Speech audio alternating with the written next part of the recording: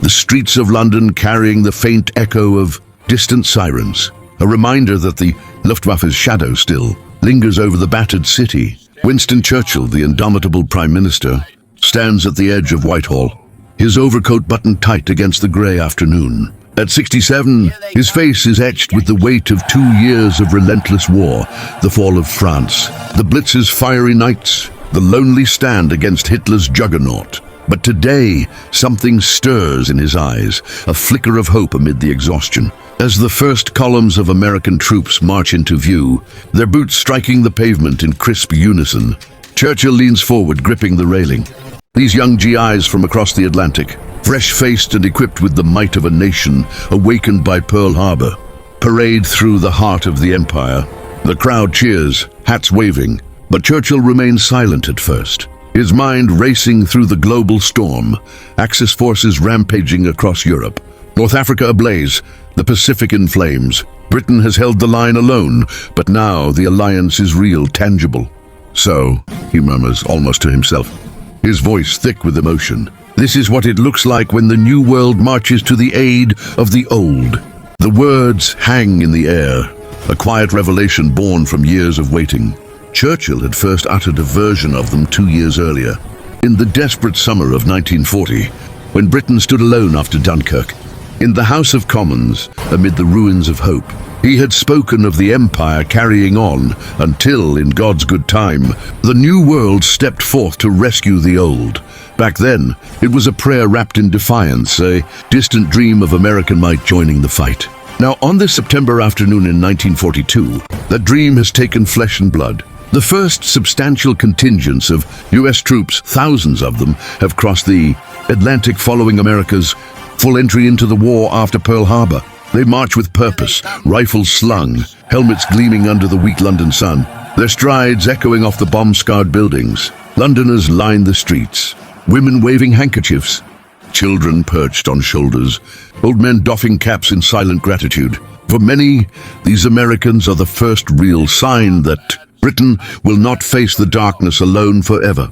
Churchill watches intently, his bulldog features softening for a moment. Beside him stands an aide, notebook in hand. But the Prime Minister needs no prompting. He turns slightly, his voice gravelly yet steady, carrying the weight of history.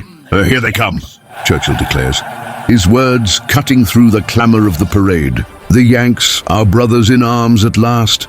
It's not just rhetoric, it's a lifeline. For months, since the U.S. declaration of war on December 8, 1941, following the shock of Pearl Harbor, Britain has been pleading for this infusion of manpower and material. The Atlantic convoys, stalked by U-boats, have ferried these soldiers across treacherous waters, dodging torpedoes that have already claimed thousands of lives. The troops themselves, men from farms in Iowa, factories in Detroit, streets of New York, gaze at the historic landmarks around them. Big Ben standing defiant, Westminster Abbey scarred but unbowed. They carry the promise of Operation Bolero, the massive build-up of American forces in Britain, gearing up for the eventual liberation of Europe. Yet beneath the cheers, tension simmers.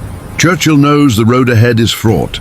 Rommel's Africa course advancing in Egypt. The Eastern Front devouring millions in Stalingrad. This alliance must hold or all is lost. As the last ranks pass, Churchill straightens, his mind already turning to the strategies that will bind these worlds together. In the days following that parade, Churchill wastes no time. From his war rooms beneath the Treasury building, he dispatches cables to Washington, urging President Franklin D. Roosevelt to accelerate the flow of arms and men. It's October 1942 now, and the tide is shifting. Allied forces under Montgomery prepare to clash with Rommel at El Alamein, a battle that could stem the Axis advance in North Africa. But Churchill knows victory demands unity, American industrial power fused with British resolve.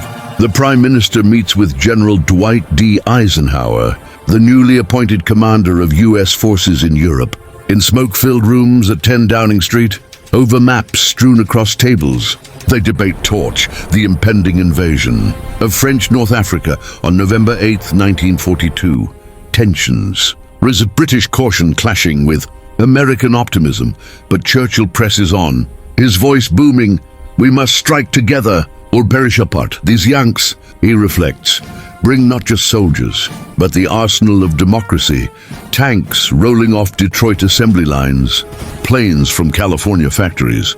Yet as alliances forge, the human cost looms large. Thousands of these marching men destined for distant beaches where blood will mix with sand. November 8, 1942, dawns with the thunder of naval guns off the coasts of Morocco and Algeria. Operation Torch erupts, a daring amphibious assault led by American and British forces, the first major Allied offensive against the Axis in the West. Churchill paces the map room in London, his cigar smoldering as reports trickle in. US troops storming beaches at Casablanca, Oran, Algiers, facing Vichy French resistance that crumbles under the onslaught. It's a gamble, dealing with the ambiguous loyalties of French forces, but the landings secure vital ports, opening a second front in Africa. Back in Britain, the American presence swells. By year's end, over 100,000 GIs flood the island, transforming quiet villages into bustling camps. Pubs echo with Yankee accents. Dances spark romances amid blackout curtains. But friction brews too, cultural clashes over rations. Pay, even the way these allies fight. Churchill, ever the diplomat, toasts. Roosevelt in private letters. The sight of your boys marching here has lit a fire that will consume the enemy. Yet, he warns of the perils ahead.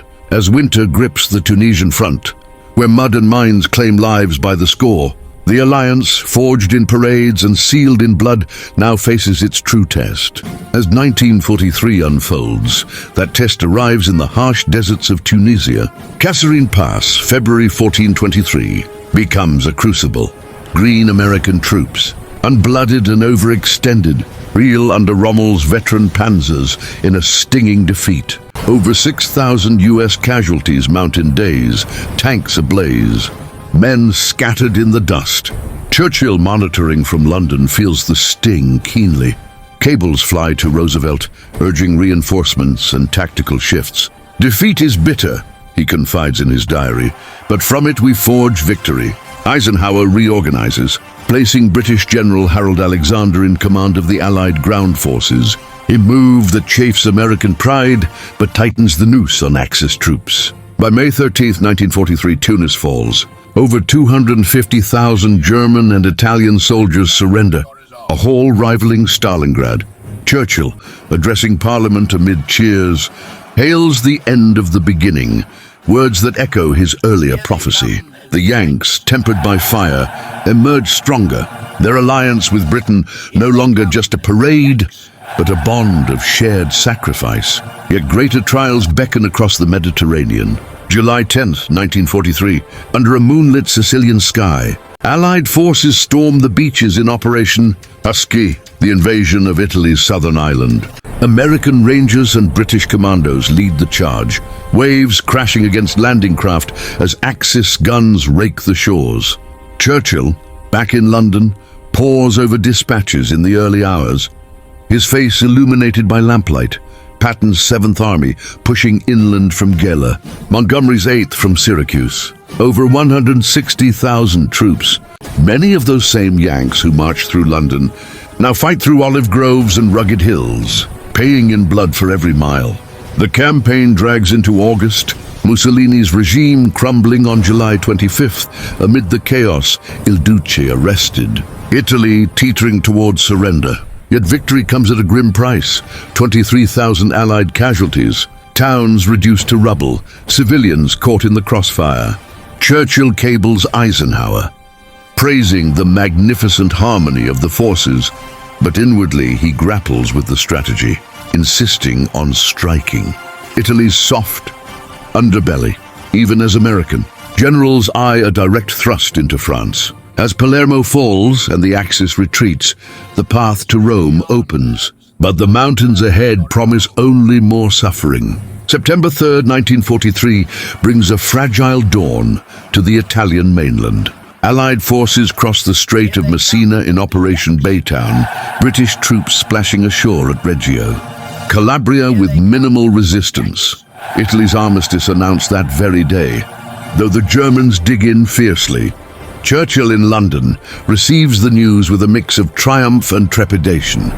The surrender of Italy's fleet, the defection of Badoglio's government, but Hitler's reinforcements pouring south, turning the boot of Europe into a fortress. American and British divisions push northward, capturing Salerno on September 9th in the bloody avalanche landings, waves of GIs charging under withering fire from the hills, where German panzers counterattack with savage fury.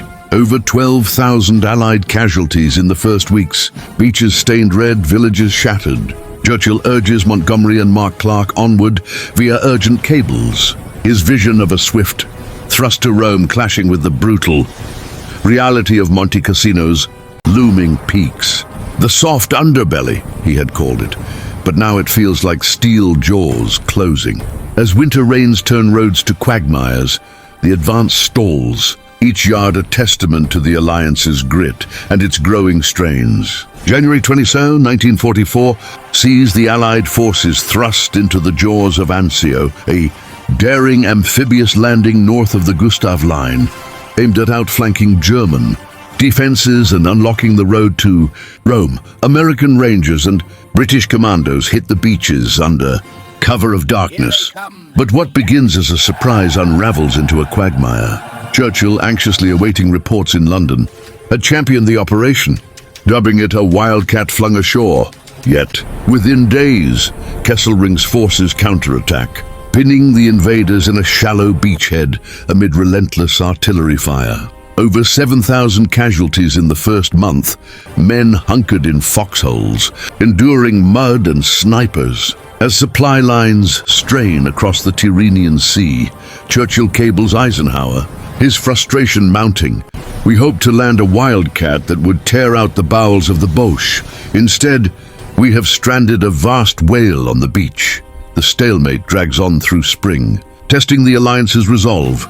American generals grumble at British strategy, while shared hardships forge unbreakable bonds among the troops. Finally, on May 23rd, the breakout begins. But the cost in lives etches deep scars on the path to liberation. June 4th, 1944, Rome falls at last.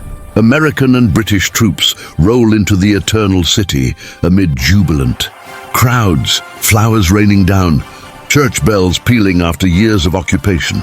Mark Clark's Fifth Army leads the procession. Those same GIs who once marched through London, now liberators of a capital untouched by war since Napoleon's time.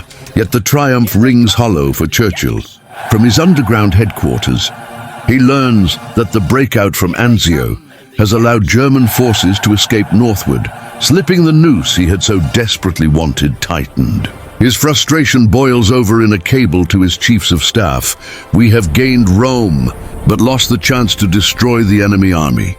The Italian campaign, begun with such promise after that September 1942 parade, has devoured nearly 320,000 Allied casualties, men lost in the mud of Salerno, the cliffs of Anzio, the abbey ruins of Cassino. And now, just 2 days later, on June 6th, the world's attention shifts. Irrevocably, D-Day, Normandy, the long-awaited cross-channel invasion that many American planners had always favored over the Mediterranean slog. Churchill, aboard a train rushing toward Eisenhower's headquarters, stares out at the English countryside, knowing the war's decisive chapter has begun without him at the helm. June 6, 1944.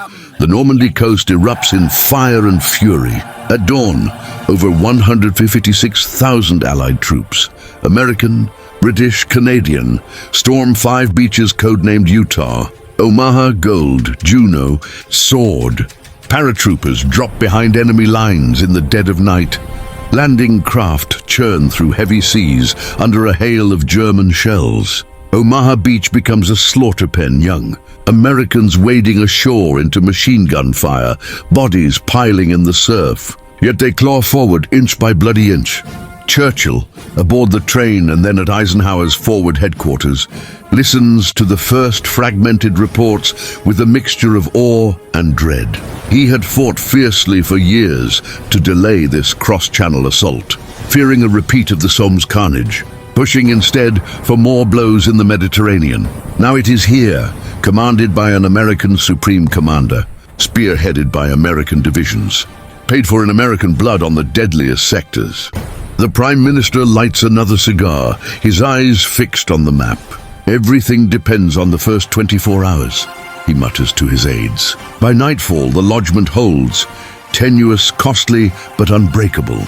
The greatest amphibious invasion in history has begun, and with it, the final drive toward Berlin. Summer 1944 sweeps across Normandy like a storm breaking. By late July, the Allies have clawed a foothold deep enough for the breakout. Operation Cobra unleashes American armor under Bradley and Patton, smashing through German lines near Saint-Lô on July 25th. Tanks roar forward, hedgerows explode under naval gunfire, and the Wehrmacht's 7th Army begins to crumble. Falaise Pocket forms in August, a killing ground where British, Canadian, and American forces encircle the enemy, trapping tens of thousands in a cauldron of fire. Churchill crosses the Channel on August 12th, stepping onto Juno Beach amid the lingering smell of cordite and salt. He tours the front with Montgomery, then Eisenhower, watching those same young Americans, descendants of the parade he witnessed 2 years earlier, push relentlessly eastward. Paris is liberated on August 25th. Crowds delirious as de Gaulle marches down the Champs-Élysées. Yet Churchill's gaze is fixed further ahead. The Rhine, the Ruhr, the heart of Germany itself. But as autumn rains begin to fall, the pace slows. Supply lines stretch thin across liberated France. Port still contested, and a bold gamble looms on the horizon. One that will test the alliance to its breaking point. September 17, 1944. Operation Market. Garden launches under a crisp Dutch sky, the largest airborne assault in history. British paratroopers drop at Arnhem, Americans at Eindhoven and Nijmegen, aiming to seize a chain of bridges and carve a narrow corridor into Germany's industrial heartland. Montgomery's bold plan promises to end the war by Christmas. Bypassing the Siegfried Line, Churchill, though wary of the risks, backs it fully, seeing a chance to outflank the enemy before winter sets in. Yet from the start, fortune falters. Gliders crash in fields, radios fail, and German panzer divisions, refitting nearby, react with unexpected speed. At Arnhem, John Frost's men hold the northern bridge for 4 desperate days. Outnumbered and outgunned, their ammunition dwindling as Allied ground forces grind northward through fierce resistance. Churchill follows the battle hour by hour from Chequers, his weekend retreat turned command post, chain smoking as casualty lists lengthen. Over 17,000 Allied airborne troops committed. Thousands will not return. By September 25th, the remnants at Arnhem are overrun or evacuated across the Rhine, a bridge too far. The corridor remains open, but the door to the Ruhr stays firmly shut. December 16, 1944. The Ardennes forests lie silent under a thick blanket of snow, the front deceptively calm after Market Garden's bitter failure. Allied lines are thin here, stretched across Belgium and Luxembourg, held by weary veterans resting, and raw replacements preparing for what many believe will be a quiet winter. Then at 5:30 a.m., the world explodes. Over 200,000 German troops, backed by 1,000 tanks, smash through the fog-shrouded woods in Hitler's last great offensive, the Battle of the Bulge. American divisions are caught off guard, outposts overrun, roads clogged with retreating GIs, towns like St. Vith and Bastogne encircled. At Bastogne, the 101st Airborne digs in, surrounded, low on ammunition and medical supplies. When German envoys demand surrender on December 22nd, Brigadier General Anthony McAuliffe sends back a single word: nuts. Churchill, in London preparing for Christmas at Chequers, receives the first alarming reports with grim fury. This is Hitler's desperate gamble, aimed at splitting the Allies, capturing Antwerp, forcing a negotiated peace in the West. As snowstorms ground Allied air power and casualties mount by the thousands, Churchill cables Eisenhower. Whatever happens, the British stand ready to fight to the last man alongside their American brothers. Christmas 1944 passes in the frozen hell of the Ardennes. American soldiers, many spending their first holiday away from home, huddle in snow-filled foxholes, sharing cold K-rations under flickering pine branches cut for makeshift trees. Bastogne remains encircled, its defenders gaunt and frostbitten yet unyielding. On December 26th, the sky finally clears. Patton's Third Army, having executed a lightning 90-degree turn in brutal winter conditions, punches through from the south. Tanks of the 4th Armored Division crashing into the besieged town, relieving the 101st amid cheers and tears. Churchill, addressing the House of Commons on December 28th, rises slowly to his feet. The chamber falls silent. He speaks of the magnificent answer the American armies have given to Hitler's onslaught, how they have hurled back the German tide in spite of all the handicaps. His voice thickens. The Ardennes battle is now, I believe, under control. Over 80,000 American casualties, the bloodiest single battle for the US in the entire war, yet the German offensive has been shattered, their last reserves spent. As January 1945 dawns bitter and cold, the Allies prepare to carry the war across the Rhine and into the Reich itself. The end at long last feels within reach. March 7, 1945, the Rhine River, Hitler's vaunted last natural barrier, lies wide and swift under a steel-grey sky. At Remagen, south of Cologne, a miracle unfolds. American troops of the 9th Armored Division, probing forward amid crumbling German resistance, spot the Ludendorff Bridge still intact, wires dangling, charges fizzing but not yet collapsed. First Lieutenant Karl Timmermann, a German-American from Nebraska, leads his men across under sporadic fire, dodging explosions as the bridge groans but holds. By nightfall, the Stars and Stripes flies on the eastern bank, the first Allied bridgehead across the Rhine without a planned assault. Churchill in London receives the news with incredulous joy, pounding the table in the map room. My God, they've done it.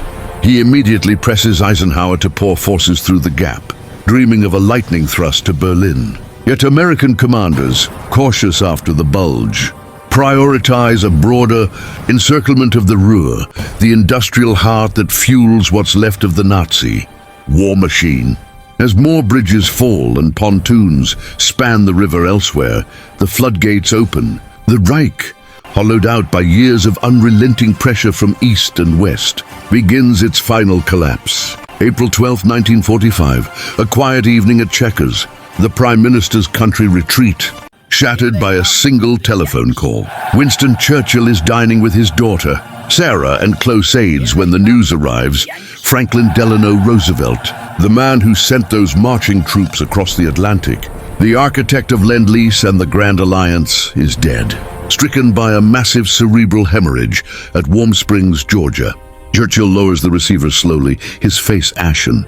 For a long moment he says nothing, staring into the fire. Roosevelt's voice, warm, confident, crackling over the transatlantic line in countless late-night conversations, now silenced forever. The two leaders had met 9 times, forged strategy at Argentia Bay, Casablanca, Tehran, Yalta. They had argued fiercely, laughed together, bound their nations in a partnership that turned the tide of war. Churchill walks alone to the window, gazing out over the darkened Buckinghamshire hills. I feel, he later confides to his doctor, as if I have been struck a physical blow. The next day, in the House of Commons, his tribute is brief but heavy with grief. In FDR there died the greatest American friend we have ever known and the greatest champion of freedom who has ever brought help and comfort from the new world to the old. April 25, 1945, Soviet and American patrols link up on the banks of the Elbe River near Torgau, 80 miles south of Berlin. Soldiers from the US 69th Infantry Division and the Red Army's 58th. Guards embrace amid cheers and vodka toasts. Photographers capturing the moment that slices Hitler's Reich in two. The war in Europe is now measured in days, not months. Churchill in London studies the reports with a heavy heart. He had hoped the Western Allies would reach Berlin first, had urged Eisenhower to drive eastward with all speed after the Rhine crossings. But the Supreme Commander, prioritizing the Ruhr encirclement and minimizing casualties, halted Patton and Montgomery short of the German capital, leaving it to the Soviets as agreed at Yalta. Churchill cables Harry Truman, Roosevelt's successor, warning of the Iron Curtain he fears is already descending across Europe. On April 30th, as Allied bombers still pound remnants of the Nazi war machine, word reaches London. Adolf Hitler is dead by his own hand in the Führer bunker beneath Berlin. Churchill receives the confirmation in silence, then turns to his private secretary, Jock Colville. "Well," he says quietly, "the bastard's gone." Relief floods the room, but exhaustion too. The long fight that began with Britain alone, sustained by the arrival of those American troops he watched march through London, is finally nearing its end. Yet even in victory's shadow, the Prime Minister senses the world shifting beneath his feet. Lonely defiance of 1940, the endless nights in the bunker, the desperate pleas for American help, those young men marching through. London in September 1942 had become the vanguard of liberation. Their sacrifices woven into every mile from Normandy to the Elbe, over 400,000. Americans dead or wounded in the European theater alone, alongside hundreds of thousands of British, Commonwealth and Soviet lives. Cities reduced to rubble, nations scarred forever. At dawn, Churchill steps outside into the spring morning. Birds are singing. He stands motionless for a long moment, then murmurs to his secretary, "We have won." But at what cost?